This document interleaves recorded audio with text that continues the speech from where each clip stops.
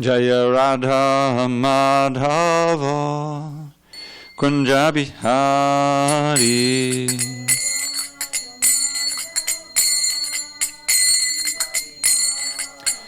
Jaya Radha Madhava Kunja Bihari.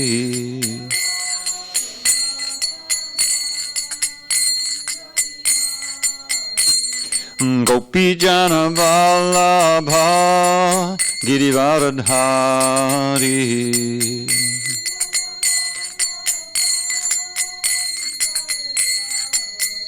Jaya Gopi Jana Vallabha Girivaradhari.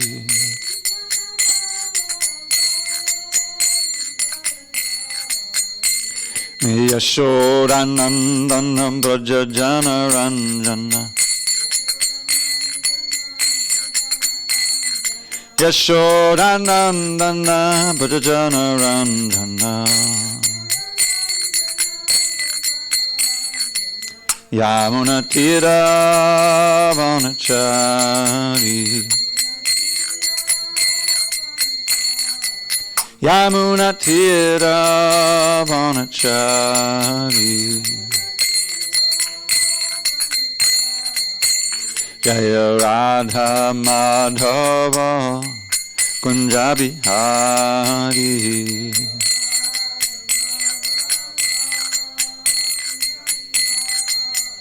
Jaya Radha Madhava Kunja Bihari.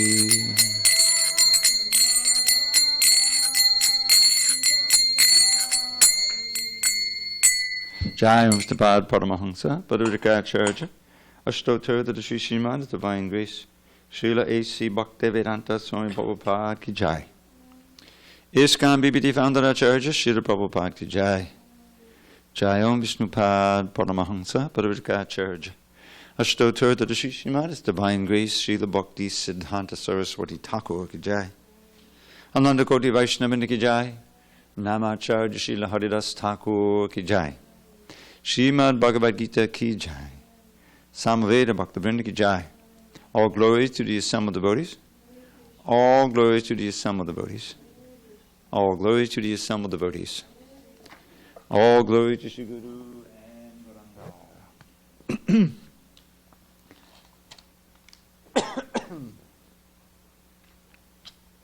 Okay, we're going to be on page 402 today. Text 22. Om Namo Bhagavate Vasudevaya. Om Namo Bhagavate Vasudevaya. Om Namo Bhagavate Vasudevaya.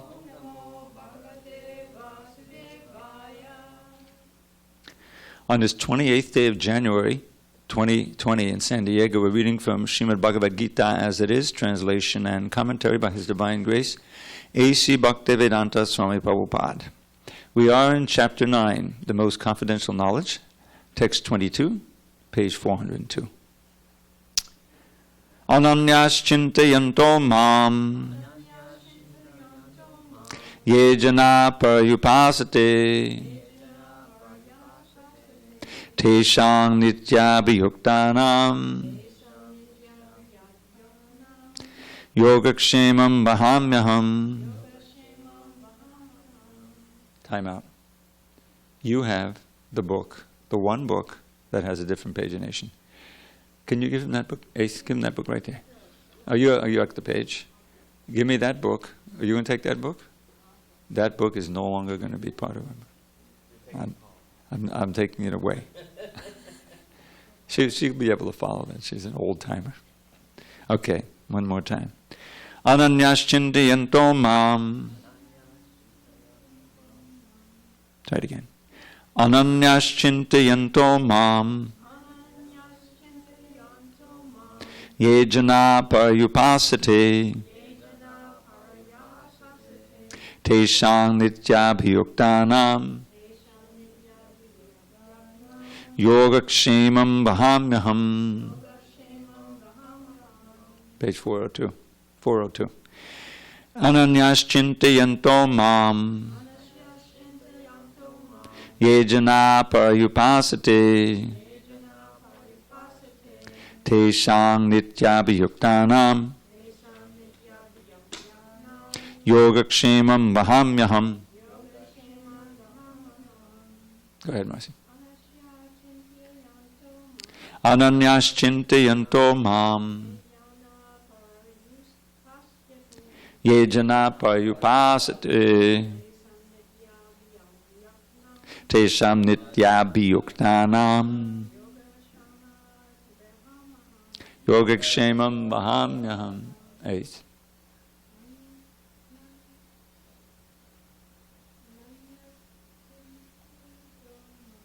Ananyas-chintayanto mam ye jana parayupasate tesham nityabhiyuktanam yogakshemam vahamyaham. Go ahead, Prabhu. Ananyas. Ananyas-chintayanto mam ye jana parayupasate tesham nityabhiyuktanam yogakshemam vahamyam. Not bad. You want to try, Chris? Yeah, go ahead. Ananyas-chintayanto mam ye jana parayupasate teshang nityabhiyuktanam yogakshemam vahamyaham. Okay, I'll read the synonyms. Read along silently. Ananya, having no other object. Chintayantaha, concentrating. Mam, on me. Ye, those who. Janaha, persons.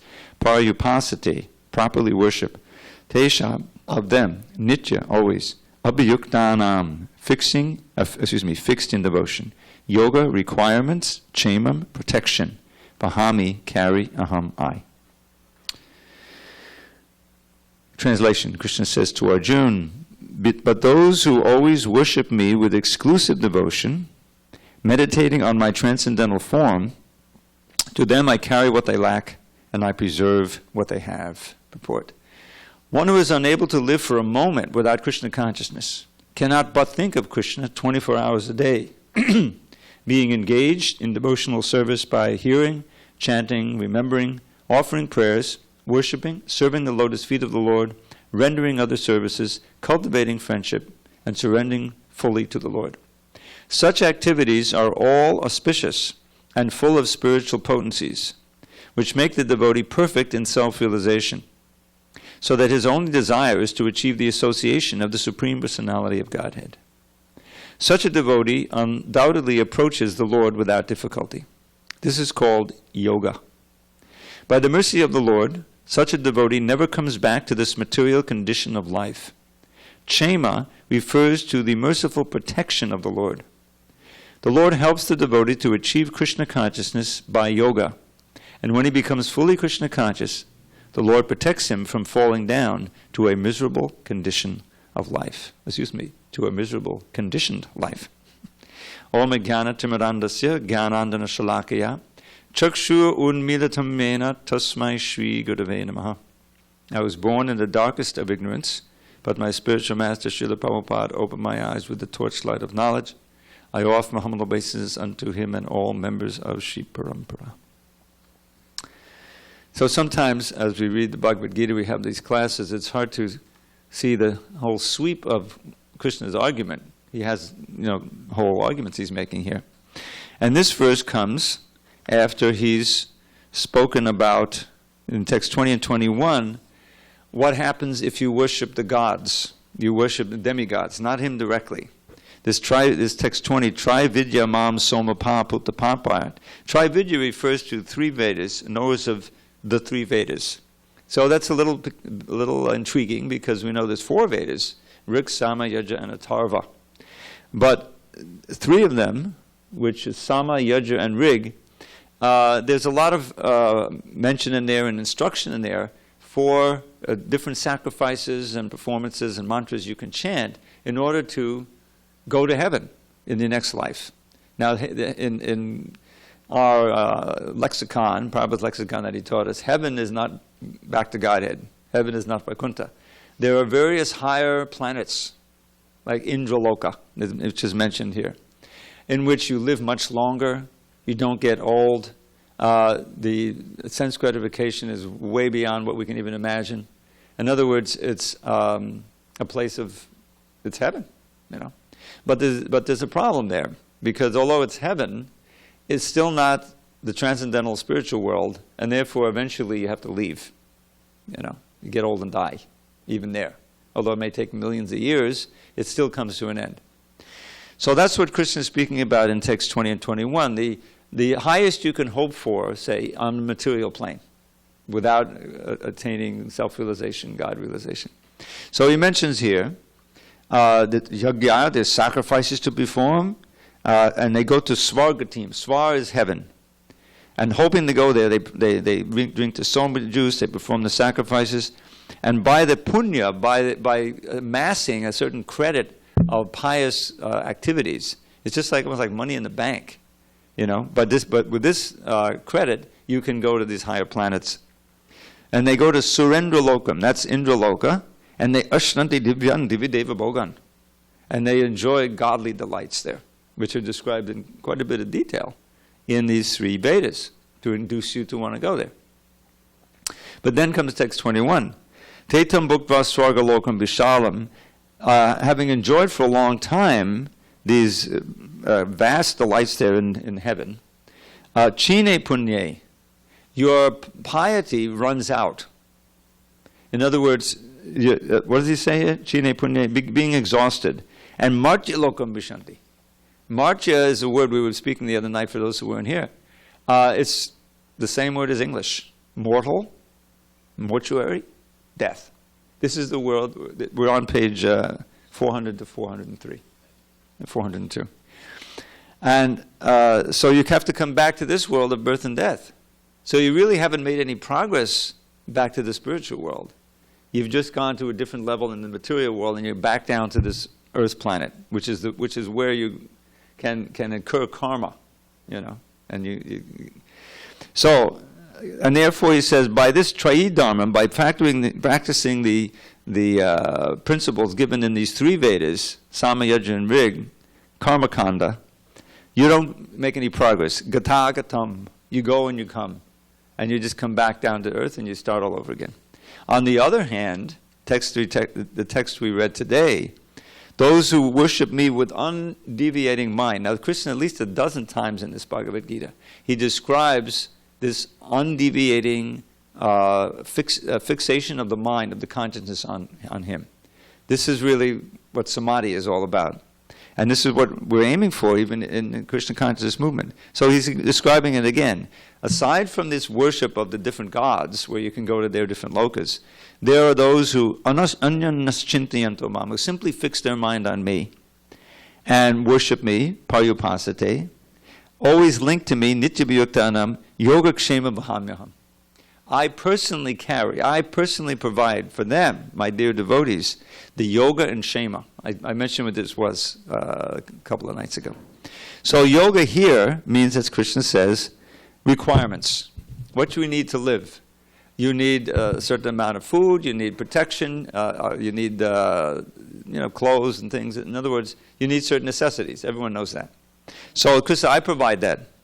And along with that, shema, security. You may have a nice house and you may have all of these different things, but if there is a huge mob coming down the road, you know, and they're throwing bombs everywhere, you don't feel, it doesn't matter. You know, you got to get out of there. You need both things. You need your yoga and you need your shema. And Krishna provides both here. He says personally. Now, this wonderful little purport, Prabhupada described, one who is unable to live for a moment without Krishna consciousness cannot but think of Krishna 24 hours a day.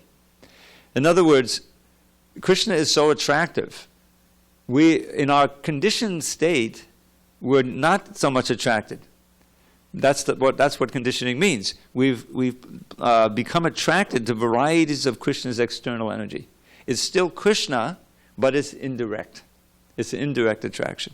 And that kind of attraction keeps us bound to this material world, birth after birth, for suffering. It's a life of suffering. Like, if you actually think about it, there's a little pleasure, there's no denying it. There are some pleasures to be had in this material world, but then there's a whole bunch of pain. The suffering is way out of proportion to the enjoyment. You know what I mean? On the other hand, the little voluntary austerity that we may perform in Krishna consciousness, and there must be some austerity, the 4 regular principles. Yes, you have to give up all intoxication and illicit sex and gambling and meat eating. Those are basic austerities, okay? And chant Hare Krishna. That's an austerity at first. After a while, it becomes the greatest pleasure. But at the beginning, Hare Krishna, Hare Krishna, Hare Krishna. Are you kidding? It's only 6 o'clock. Hare Krishna, Hare Krishna, Hare Krishna. It starts out that way. But really, so what's wonderful about the chanting is that even a little bit of a concentration, and you can taste there's something there. From whatever platform you're coming at, isn't it? I mean, that's why we're all sitting here from all different levels of consciousness. So Krishna, Prabhupada at the beginning of this purport, he gives a translation of a verse by Prahlad Maharaj, where he's describing the 9 processes of devotional service to his father. Now talk about, speaking truth to power. It's like, here's this 5-year-old child, and here's this huge demon who practiced austerities to become immortal. This is not divine austerity, this is demonic austerity. Austerity of any kind gives you power. If you want to accomplish anything in this world, you have to perform some austerity. Whether it's training to be an athlete or a musician or going to school or whatever it is, it's austerity. And it may not end, right, it may be a lifetime of austerity. Because you have some goal in mind. You build up physically or mentally, whatever it is, somehow or other, so you can make your way. So that's not divine tapas. This is a verse spoken by Lord Rishabdev, which I may get to again. Tapo divyam, he says. There has to be divine austerity for purification, so you can come to the point of enjoying unending happiness. That's what we want. We're not ascetics for asceticism's sake. There's a kind of a school that says, well, it has to hurt. If it's not hurting, then do something that makes it hurt. Just like the yogis probably would tell us. It's hot, it's the middle of summer, you can get really hot in India. Like Vrindavan is one of the hottest places on earth. You can get up to 120 degrees, 125 degrees Fahrenheit there sometimes. Yeah, the early devotees who went there, they practically lived in the Yamuna. They would just stay in the Yamuna most of the day just to survive, treading water. It's true. So in India, you can get very, very hot. Oh, it's hot? Oh, let's go out in the desert and build some fires all the way around, 5 fires, and sit and meditate. Wintertime, let's go up into the Himalayas and break the ice and jump in there and meditate in the water. We don't have to do that. Isn't it a relief? For some people, getting up in time for Mangalartik is just on that level. But here's this little child who's a pure devotee. He's been, enlightened by Narada Muni while he was still in the womb. So his father didn't even know he was a devotee. He sends him to the demon school with all the other classmates, and be trained up to be, nice Machiavellian politicians, So Prahlad is sitting there. You can imagine what he was doing, probably chanting, under his dhoti, Hare Krishna, Hare Krishna, Hare Krishna. So his father then asks him one day, what did you learn, Prahlad? What's the best thing you learned? He wants to make sure, like a report card, but they didn't have a card. He took him on his lap, smelled his head, and how you doing in school, What's the best thing you learned? So I probably quote this verse so much. Tatsaro. Imagine the scene. He's a little boy, He's not afraid of his father because he's completely fixed on Krishna. Tatsaru manye sudavaya dehinam sadasamudvigna dhyam asadgrahat hitvatnapatam griyamandakupam vanam gadoyad haramashayeta. Now those last 2 words stung just like a bite from a serpent to his father. Because the last word means take shelter of Hari, Krishna. his brother, Hiranyakashipu's brother, Hiranyaksha, had already been killed by Hari in the form of, who knows? Varahadev. You know? Yeah, the boar demon. His brother was Hiranyaksha. Notice that both of their names have the word Hiranya in it. Did anyone know what Hiranya means? You know from astrology. Hiranya, gold. Hiranyaksha means always looking for gold.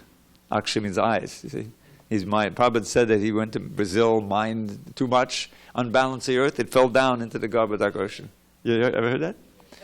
So Hiranyaksha caused that, so Varaha appeared in the form of a boar. Krishna, why in the form of a boar? Because you have that big horn, this is a boar from the jungle. So that he could gravel around and down at the bottom of the Garbhadak ocean and bring up the earth out to the water. So in the course of that, this third canto, I remember this distinctly. This is the first proofreading job I had back in '73. This fight between Lord Boar and Hiranyaksha. So there's this fight, and eventually he just kicks him behind the ear with one of his hoofs, and that's a fatal blow, and he goes down, and all the demigods are watching, and they're cheering. Oh, thank God he's finished now. But Hiranyakashipu became enraged. His brother had been killed.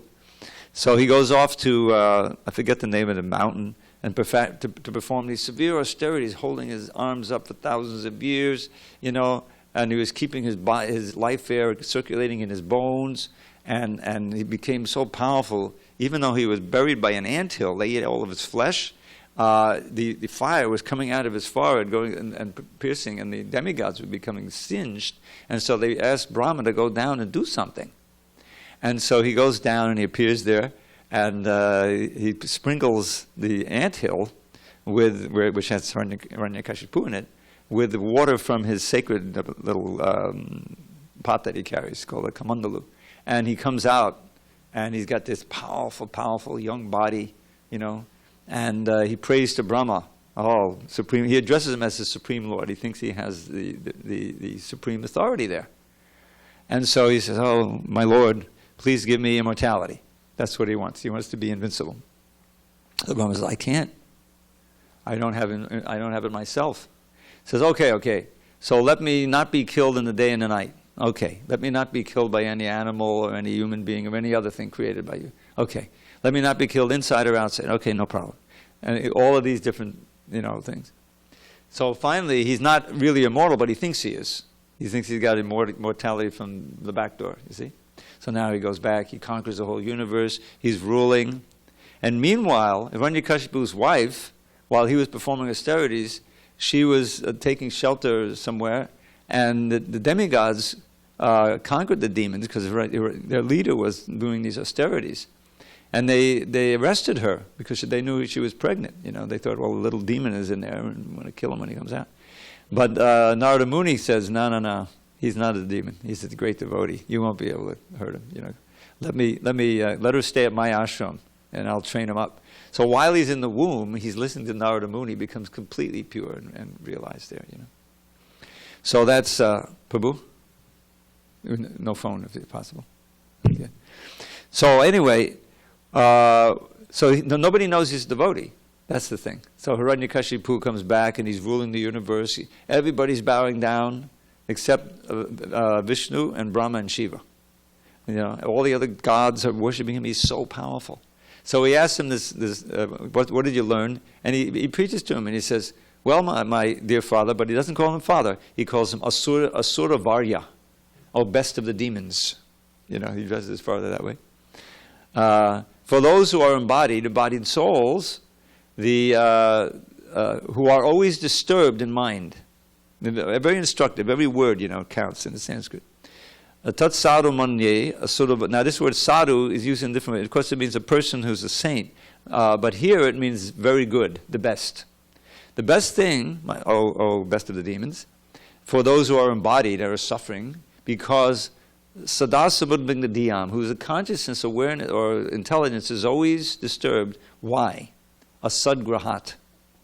Because we're holding on to the impermanent for dear life. I always give the examples, and so right here with the ocean. You imagine you go out on a cruise ship, and sometimes you hear, they spring a leak, and suddenly your vacation becomes a nightmare. You're in danger of sinking, So you get in one of the life bolts, right? And you think, oh, thank God, But the light bulb also has springs a leak. So now everything that, all of there's no safety. That's what we're doing. We're hanging on to this body. We're hanging on to things related to the body. But the body itself is a leaky boat. Eventually it gets vanquished by time, right?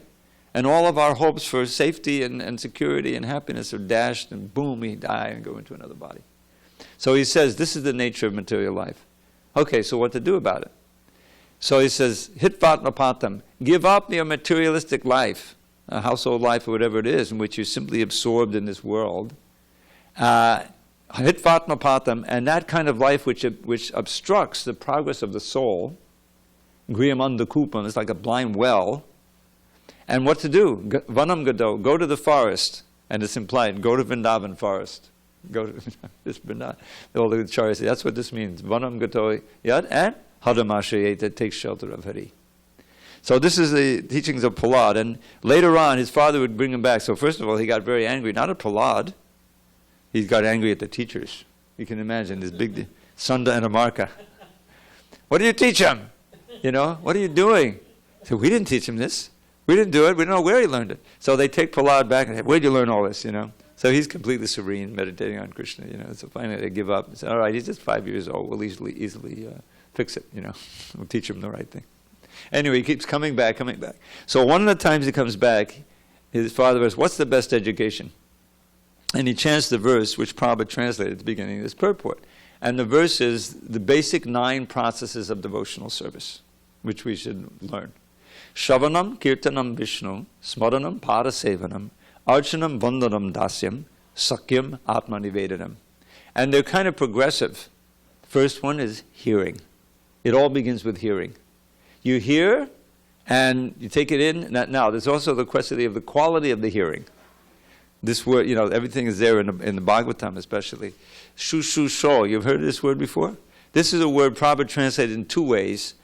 Sometimes as ardent hearing, really like focused. Think of like King Pariksit, listen to the Bhagavatam the last 7 days. He's not missing a word, He knows he's going to die in 7 days, 6 days, 5 days, 4 days. He doesn't sleep, doesn't eat, doesn't drink, he's just hearing. Ardent, focused hearing. And then Prabhupada would call it submissive oral reception. That's why the word shushu-sho implies service as well. You hear, and then you serve. That itself is service, hearing that way. That itself is service. And then whatever instructions are there, you take them into your heart, you try to engage in them. That's hearing. So hearing, chanting. What's the perfection of that? Kirtan. I chant, you hear. You chant, I hear. And this way, if our minds are on it and really hearing every syllable carefully, then we become absorbed and we get the full benefit. So hearing, chanting, and what's the natural result of hearing and chanting? Who can guess? Remembering. Shravanam, Kirtano, Vishnu, Smaran. What are you hearing about? Vishnu.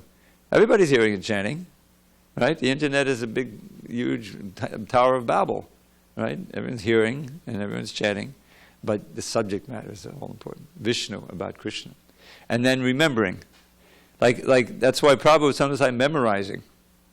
Like I remember, I memorized so many verses 30, 40 years ago. I remember I was there in L.A. when this amazing devotee Kusha Krata came. Do you know who he is? He was like a, I don't want to say idiot savant, but he was like what we would call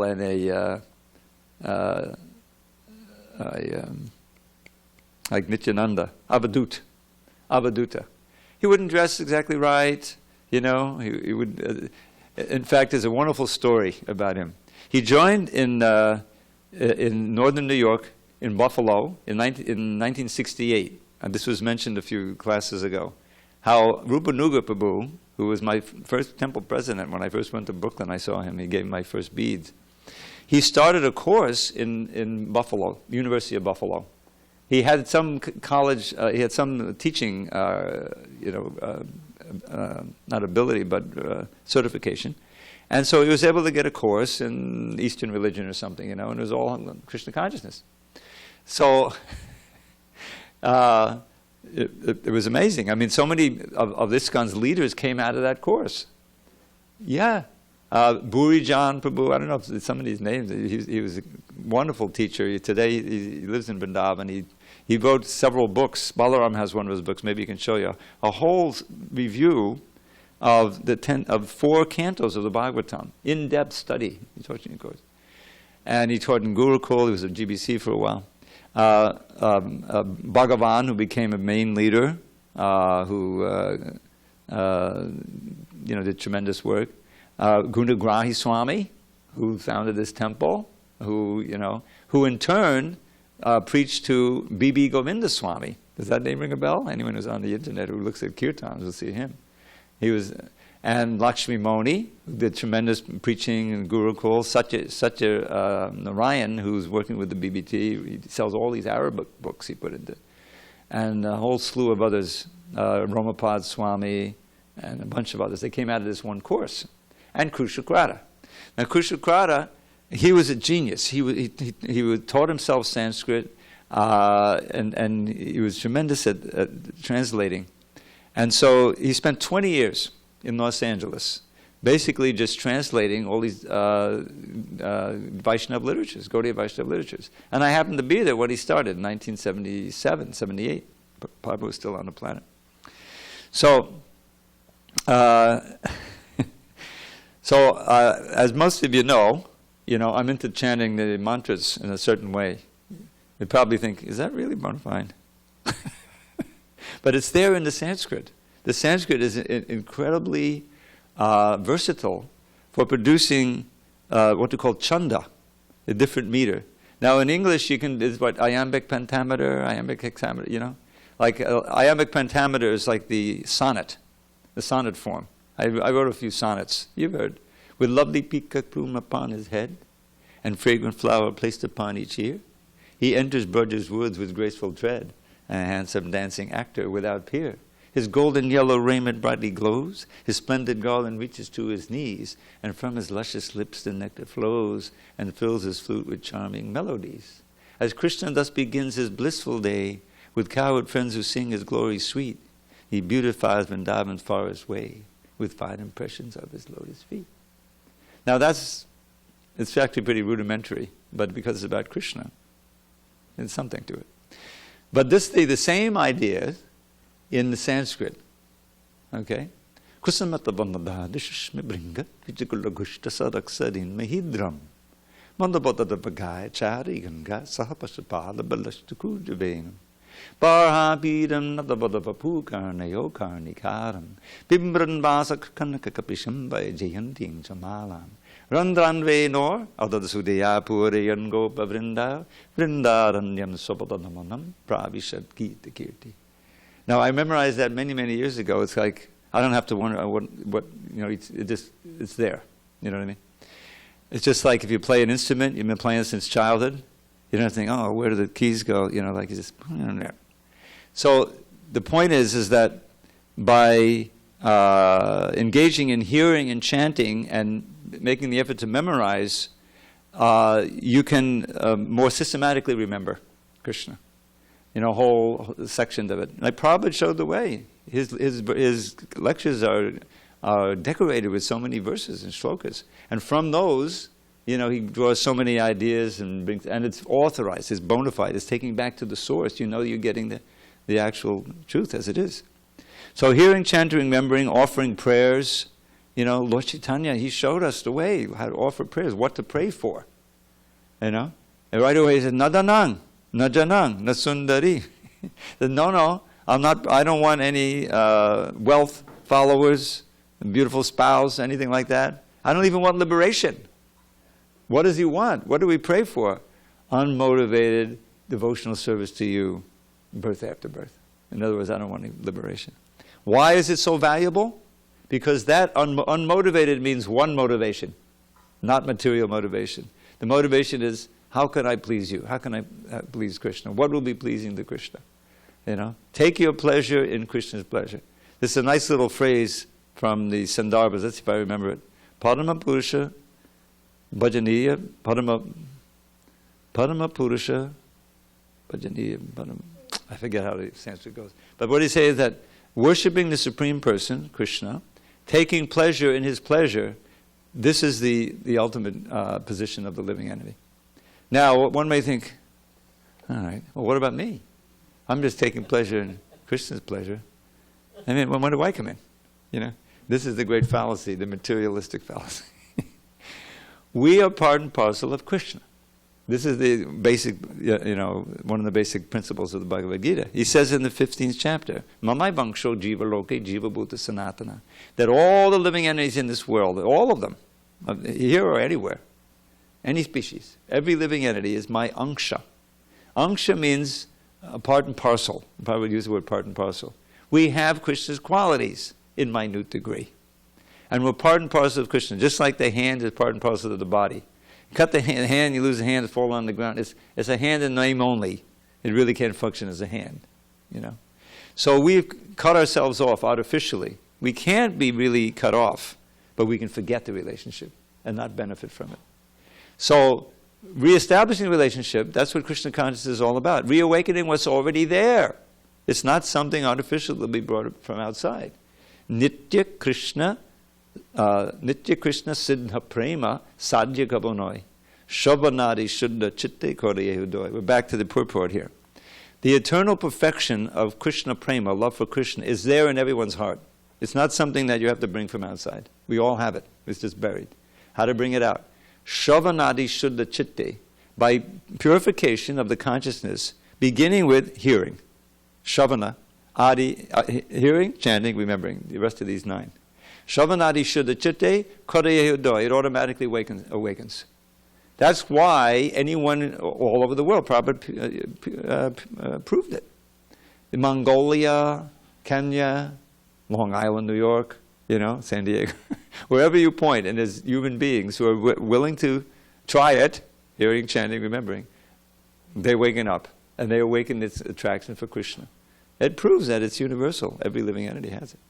So, here Krishna, this time is of the essence here. He's speaking on this battlefield. Everyone's about to go. So he's not mincing any words. Ananyas chintayanto mam, without deviating your mind from me, those who worship me, always linked to me in loving devotion, nitya abhiyuktanam, fixed in devotion, I provide all the things you need. You don't have to worship any other gods.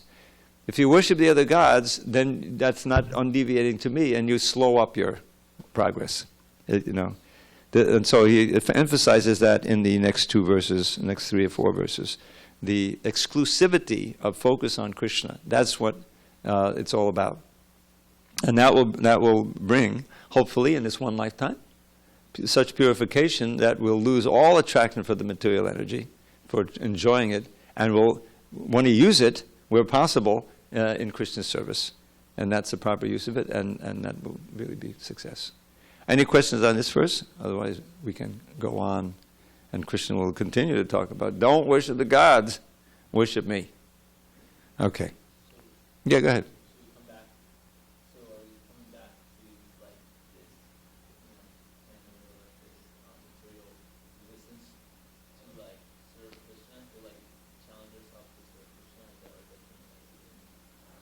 No. If we just want to serve Krishna, we'll go back to Godhead. It's because the human consciousness is vast, right? There's a whole bunch of desires under there. We don't even know what's in there. It's like subconscious, And so becoming completely pure is maybe more than one lifetime's work, So the only reason we come back here is because we have some kind of variety of material desire. Yeah. Why come down here? Well, we're not all-knowing. I mean, that all-knowing is for Krishna. But you're right. It is a mystery. Why would we ever leave that position? That was pretty stupid, wasn't it? And Prabhupada, he whenever he was asked this question, and it was asked more than once in letters and everything, he would say, it's because we have that free will. In other words, Lord Chaitanya, when he was asked by Sanatana Goswami, who am I and why am I suffering? This is like a question we should all want to answer. Who am I really and why am I suffering? So he answered the question, and it's verse number 108 in chapter 20. Whenever you see a verse that's 108, it's probably pretty important. You go through the chapters, you'll see. And so the answer was, Krishnera, Jivera Swarupoi, Krishnera Nityadas. Krishnera Tatasta Shakti Beda Bed Prakash. This is Bengali, it's not Sanskrit. So he's saying there, the eternal nature of every living entity, the Swarup. All right, this word Swarup, who we really are. This is who I really am. Not this changing, ever-changing body, physical body. Jivera Swarupoi, Krishnera Nityadas. We're eternally servants of Krishna. Now we've obviously forgotten that. That's why we're here. But that's who we are, really. And then he says something very interesting. Krishnera Tatasta Shakti.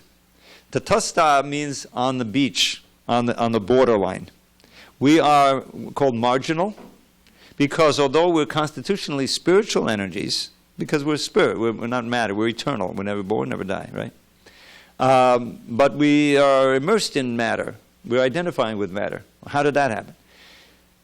Tatasta means we can be influenced by the internal energy or by the external energy. Now, those who are in the spiritual world, they've made that choice and they don't ever come here. Why did we ever make the other choice? And there's no answer for it. It's like, what do you want to say? Curiosity killed the cat? It's almost like that. Well, all right. Here's a more like intuitive answer. Krishna kind of takes a risk. It expands because it's like Eko Bahusyam. This is one of these Upanishadic phrases. The one Lord expanded himself into many. Why? For his pleasure, to engage in all these loving exchanges. Right? All of those living entities and energies in Goloka Vrindavan, the cowherd boys and the cows and everything. Krishna wants to enjoy that loving exchange. He wants to hide his divinity, so they'll just think of him as their loving son or boyfriend or whatever, right? So that's God's prerogative. But to do that, he takes a risk because love has to be freely given. It can't be, Prabhupada famously said, Krishna doesn't want us to love him at the end of a revolver. Love me or else. That's not love, He wants us to love him freely. So that means we have to have the option not to love him, to withdraw it, And somehow or other we became, enamored of the material energy. We wanted to try it out, see what it was like to be Krishna. Maybe it's like a form of wanting to like make Krishna happy, by challenging yourself to No. I've never heard that. No, it's a big mistake, and there's no, this probably when asked, well, somehow or other, and it happens so far back, we can't really trace it out, and if it has to be on us. It can't be on Krishna, right? It can't be that we've always been here. We drew the short straw. And we're part of what make up the quarter of the living entities who are conditioned and go through birth and death and torment and, different species. And all of the, those are in the spiritual world, they never have to go through that. No, it's somehow or other, like Lord Brahma famously says, Tatten nukampam susamikshimano bunjana evatnukatam vipakam, that those who are always seeing everything as Krishna's mercy and understanding that whatever bad happens to us in this material world is a result of something we did in the back before. We can't trace it out, but it's there. And Krishna's so kind, he's minimizing it. It could have been much worse, right? And whenever good happens, we thank Krishna that he's giving us more opportunity to serve him. And so in this way, you're always maintaining that positive attitude toward God.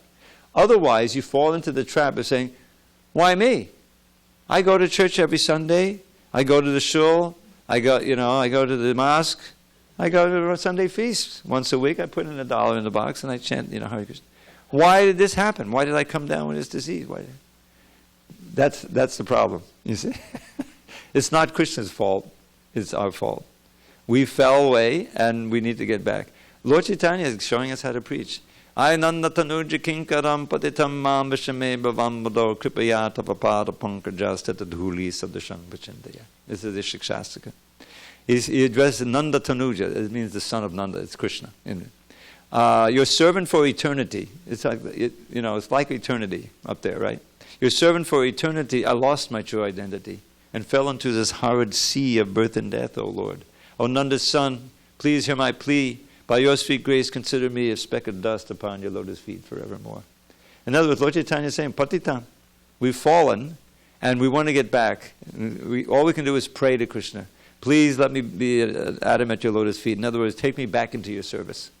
We really don't deserve it, but Krishna is so merciful, says, okay, you start by serving my representative, give up all your nonsense, chant Hare Krishna, like that. We can go back. Everybody is eligible to go back. But we this is a famous phrase. It's like Prabhupada's motto, go back home, back to Godhead. It's right there. We're followers of, the Srila Prabhupada's line. And for him, there's no question about it. We were there, we fell down, and we can go back by the process of devotional service. There's one essay, one devotee was puzzling over this, and he was at that time the GBC of Australia. His name was Madhud Vish Maharaj. He was famous for kirtan, and loved Prabhupada. Prabhupada loved him. And so he asked, there was some confusion in the yatra, and he said, Prabhupada, could you write something I can send out to all the temples to resolve this? What's the final position? And he wrote it. It's called the Crow and Tal letter. I won't go into, explaining why it's called that. But if you're interested, I can send it to you. It's like the money quote, Once we were with Krishna in his lila or sport. So it's not like we were in the Brahmajyoti or we had some other position. We were once with Krishna in lila or sport, but somehow, for some crazy reason, we gave it up. So now if we hear about him again and we chant Hare Krishna and we give up our nonsense, we can get back there. We should aspire to get back there. Okay. So, shall we read one more? Unless there's any questions. Okay. Again about the Devatas. We're on page 403. Yeah.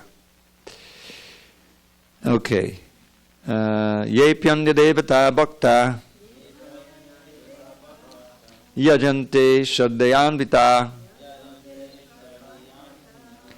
tepi mam eva kunteya yajant avadipurvakam. Those who are devotees of other gods and who worship them with faith actually worship me, O son of Kunti, but they do so in a wrong way. Avidipurvakam. Here's the phrase at the end. Purport, quote, persons who are engaged in the worship of demigods are not very intelligent, although such worship is offered to me indirectly, Krishna says.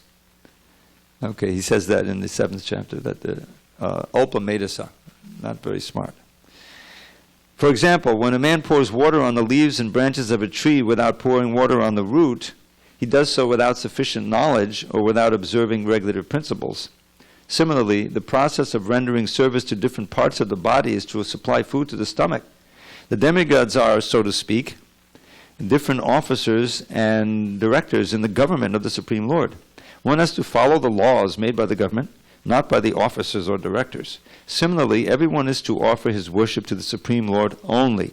That will automatically satisfy the different officers and directors of the Lord. The officers and directors are engaged as representatives of the government, and to offer some bribe to the officers and directors is illegal. This is stated here as avidipurvakam. In other words, Krishna does not approve the unnecessary worship of the demigods. So Prabhupada is actually quoting a verse. His whole purport is based on a verse in the 4th canto, where Narada Muni tells King Prachanabarhi, who is busy worshipping the demigods, he says, Yata taro mula nishecharena chipyanti tatskanda bujo pashaka prano bahara charitindriyanam tataiva sarvahanam achyuteja. Exactly what Prabhupada is mentioning here. So what this analogy, yata taro mula nishecharena, that in order to feed a tree, nourish a tree, you pour the water on the root, and all the branches and the leaves and the twigs and the flowers and fruits, they get nourished. Or, to nourish the body, you feed the stomach, and then the whole body is nourished. Similarly, by worshipping Achyuta, Krishna, you worship all the demigods. They're all pleased. Shiva in the 4th canto So many people worship Lord Shiva for some material benefit because he's Ashutosh. Anyone know what Ashutosh means? Easily satisfied. Just a little bale fruit or water, there's some kind of water, pour some water on the Shiva Linga or whatever, and you can get, material benefits. Oh, okay, let's go for it, But what does Shiva say? He says, I'm really happy with those who are devotees of Krishna, those who worship Krishna, because he's the Bhakta. He's the best Bhakta. Vaishnavanam yata Shambhu. There's a verse of the Bhagavatam. The best Vaishnava is Shiva himself. So Vaishnavas are always happy to see other Vaishnavas worshiping Krishna, not wasting their time worshiping others. So it was ironic that Shiva, rather than himself be worshipped, for some material thing, like some demon. Did we tell the story of Vrikasura? We have just enough time.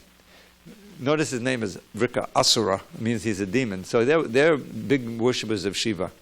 And Ravana was a big worship of Shiva.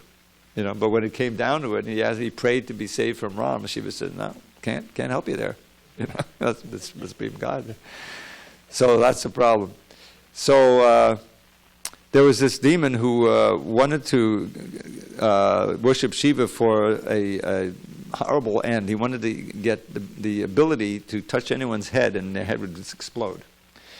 He didn't tell anyone that was his motive, but so he's worshiping Shiva. He's called Vrikasura because his worship was he built this fire, and then he started cutting off little parts of his own body and throwing it into the fire.